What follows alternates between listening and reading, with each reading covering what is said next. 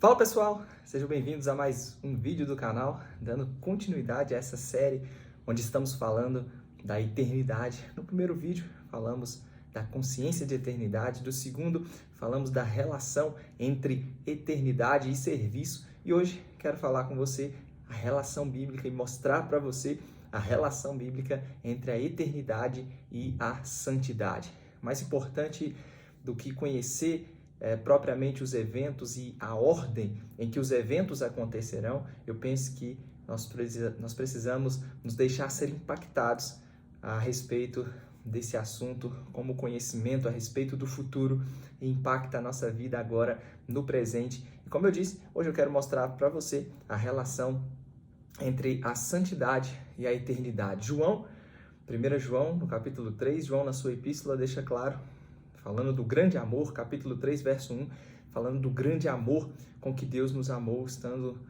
a ponto de sermos chamados filhos de Deus, estávamos mortos, hoje somos filhos de Deus.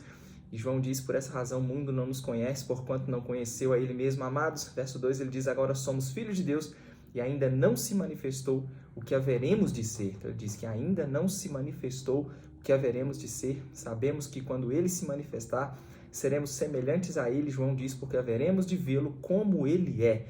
Quando João diz, quando Ele se manifestar, seremos semelhantes a Ele, porque haveremos de vê-lo como Ele é, Ele está falando da ressurreição dos corpos, da transformação daqueles que estiverem vivos. O apóstolo Paulo ensinou sobre isso em 1 Coríntios, capítulo 15, a partir do versículo 42, falando dos mortos e no momento da vinda do Senhor, eles ressuscitarão em corpos de glória, em corpos incorruptíveis, em corpos imortais.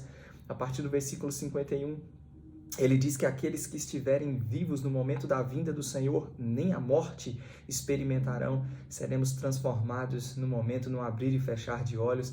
Aos Filipenses, o apóstolo Paulo diz, capítulo 3, verso 20, que a nossa pátria está nos céus, de lá nós aguardamos o Salvador, o Senhor Jesus Cristo. Ele vai transformar esse corpo de humilhação para ser igual ao corpo da sua glória. E quando João então diz, quando Ele se manifestar, seremos semelhantes a Ele, porque haveremos de vê-lo como Ele é, ele obviamente está falando dessa transformação futura dos nossos corpos na semelhança do próprio corpo do nosso Senhor Jesus Cristo. De que forma o conhecimento sobre o futuro afeta a minha vida agora, no tempo presente, principalmente no aspecto da consagração, da pureza, da santidade. No versículo 3 ele diz, e assim mesmo se purifica todo o que tem nele esta esperança, assim como ele é puro. Então, se eu tenho nele essa esperança de que quando ele se manifestar, serei semelhante a ele, porque haverei de vê-lo como ele é, eu vou viver uma vida de pureza, uma vida de consagração, uma vida de santidade. Aos Tessalonicenses, agora o apóstolo Paulo,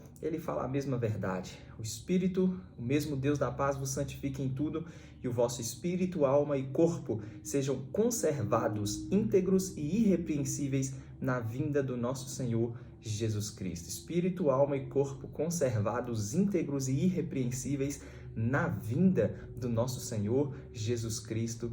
Pedro, na sua epístola, no capítulo 1, a partir do verso 3, ele deixa claro que fomos regenerados para uma viva esperança, mediante a ressurreição de Jesus Cristo, para uma herança incorruptível, sem mácula, imarcessível, que está reservada nos céus para nós.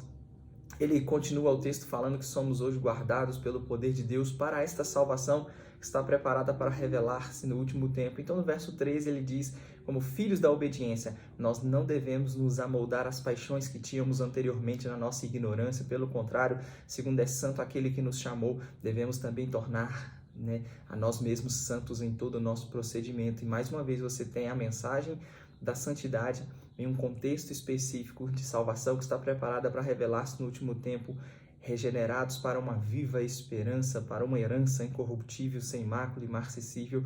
E a grande verdade é que isso não pode ser ignorado, este princípio não pode ser ignorado.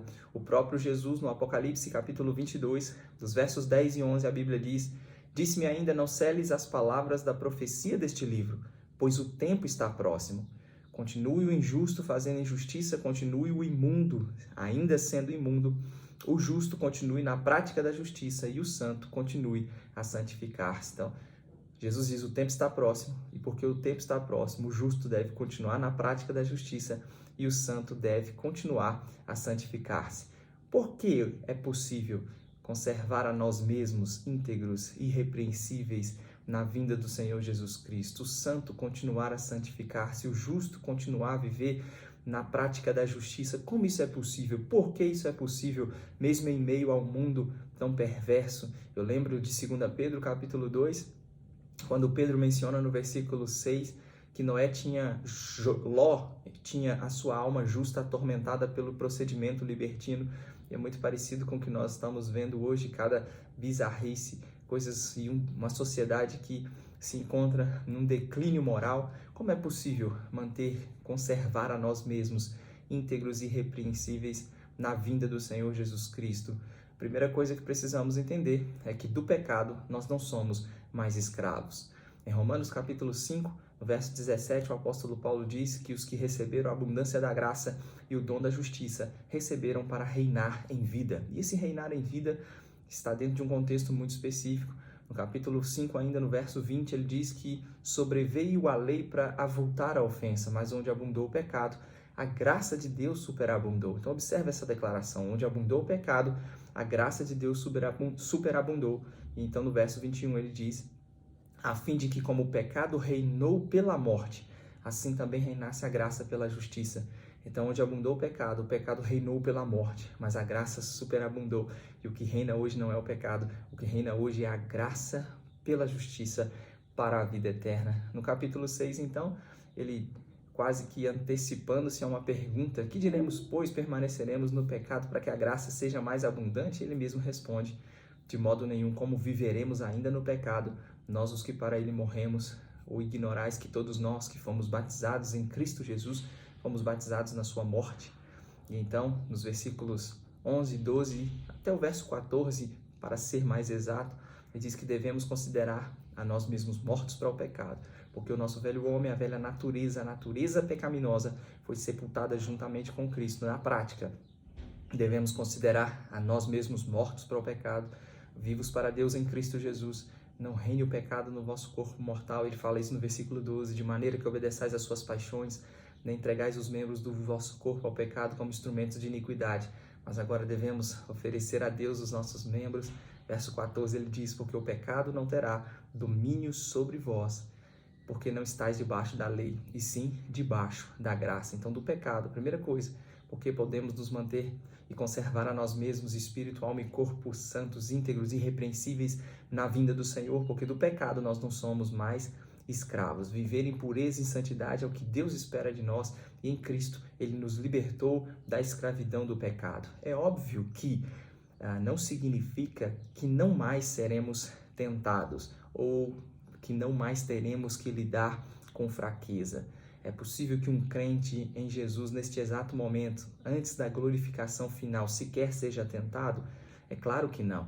A Bíblia deixa claro que ninguém, ao ser tentado, Tiago 1,13, diga: sou tentado por Deus. Porque Deus não pode ser tentado pelo mal e Ele mesmo a ninguém tenta. Mas a grande notícia e a boa notícia é que a tentação pode ser vencida. Do pecado não somos mais escravos. Contudo, isso não significa que não mais seremos tentados, mas a tentação, ela pode ser vencida. A Bíblia diz em Hebreus capítulo 4, no versículo 15, que Jesus é o nosso sumo sacerdote, que se compadece de nós na nossa fraqueza, da mesma forma em que ele em todas as coisas foi tentado. A Bíblia diz que é poderoso para socorrer os que são tentados. Por isso, no verso 16, ele diz: já que temos esse sumo sacerdote que se compadece de nós na nossa fraqueza, Hebreus diz: acheguemo-nos, portanto, confiadamente junto ao trono da graça, a fim de recebermos misericórdia e acharmos graça para socorro em ocasião oportuna. Olha que a Bíblia menciona: graça para socorro. A graça que se manifestou salvadora, onde abundou o pecado, superabundou a graça de Deus. Essa graça também, ela opera nas nossas vidas para socorro. Ela não está atuante na nossa vida só na nossa iniciação na família de Deus. Não, ela continua operando nas nossas vidas. Tito 2,12 fala de uma graça que nos educa. Hebreus 4,16 fala de uma graça que nos socorre para não cedermos à tentação, não cedermos à fraqueza. E a Bíblia fala de um trono de graça, que o objetivo é oferecer misericórdia, é oferecer graça para aqueles que lutam contra as fraquezas. O objetivo não é condenar, o objetivo é socorrer os que são tentados. E o propósito do socorro de Deus não é apenas reerguer dia após dia os crentes que vivem uma espécie de tropeço recorrente. É possível cortar o mal quando ainda é um intento. A ajuda vem antes da queda. É isso mesmo, a ajuda vem antes da queda. O propósito de Deus não é levantar repetidamente o homem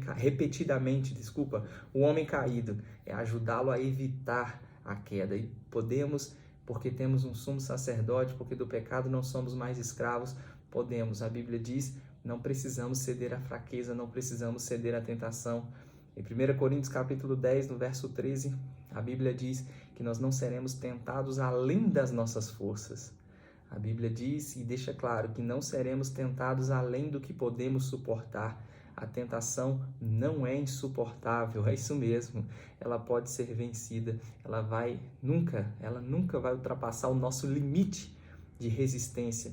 Nenhuma tentação é maior ou é mais forte do que a nossa capacidade de dizer não. Então o texto diz que nós não seremos tentados além das nossas forças. Pelo contrário, junto com a tentação, há um Deus que vai prover livramento, de sorte que a possamos suportar.